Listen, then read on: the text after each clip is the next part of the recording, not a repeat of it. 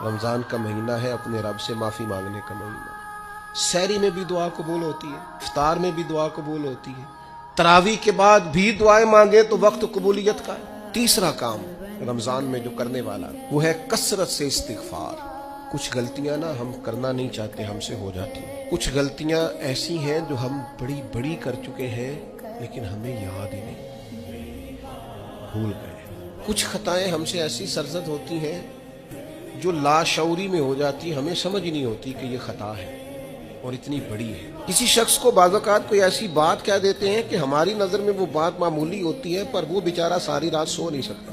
رمضان کا مہینہ ہے اپنے رب سے معافی مانگنے کا مہینہ، اس سے توفیق مانگنے کا مہینہ، اس کے حضور حاضر ہونے کا مہینہ۔ میں آپ کی خدمت میں عرض کروں، حضرت عائشہ صدیقہ فرماتی ہیں نبی پاک نے فرمایا صلی اللہ تعالی علیہ وسلم، جس سے اللہ نے قیامت والے دن حساب پوچھ لیا نا، اس کے لیے مشکل ہو جائے۔